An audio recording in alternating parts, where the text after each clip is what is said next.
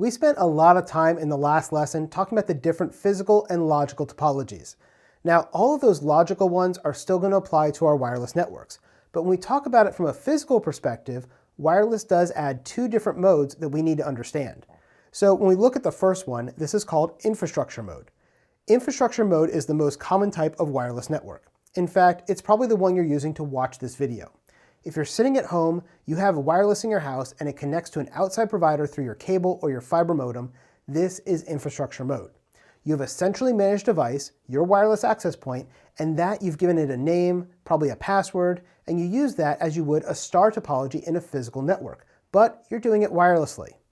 Now, this is going to support wireless security controls and other benefits that you just don't get when you go to our second mode, which is known as ad hoc. Now, ad hoc is decentralized.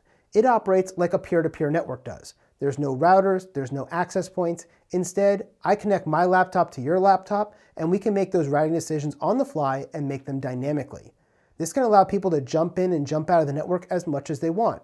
It's almost like the old school chat rooms we used to have on AOL or CompuServe, right? People would come in, they'd talk, and then they'd leave. And they would just come in and out all of the time. Well, that's how this wireless network would work when you're dealing with ad hoc mode. Now, there is a third type that we have, which is called a wireless mesh. And you might think, oh well, that's just going to be a combination of the other two. Well, not really. A wireless mesh is actually completely different. A wireless mesh is an interconnection of different types of nodes, devices, and radios to create this mesh topology. So if we're going to have different routers and gateways and clients and servers and radio antennas, we're going to mesh them all together and create this unique network. So we can use different radio frequencies like Bluetooth and Wi-Fi and microwave and cellular and satellite, and all of them can combine into this single wireless network so that we can expand our network access. This gives us redundant and reliable connections as we move forward, especially in harsh environments. So where might we use a wireless mesh topology? Well, after there's a hurricane or another disaster-related event, people may come in to do humanitarian assistance in the area. And when they come, they're going to bring their networks with them because they need a way to communicate back to where they came from.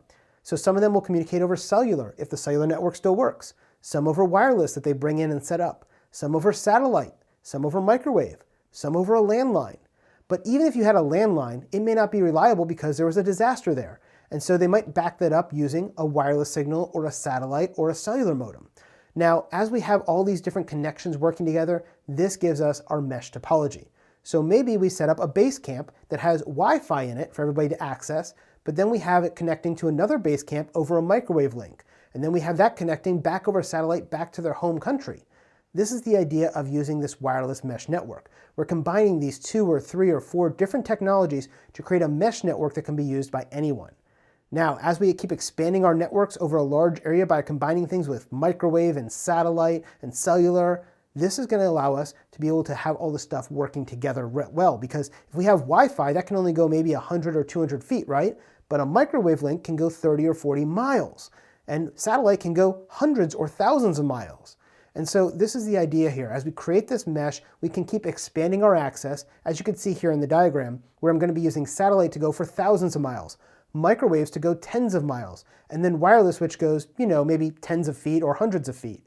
And we can pull all of this together to create this great, reliable, redundant network that we can use during a disaster or humanitarian assistance type mission. That's the idea. So as we talk about topology specific to wireless, I want you to remember the 3 types: infrastructure, ad hoc, and mesh topology.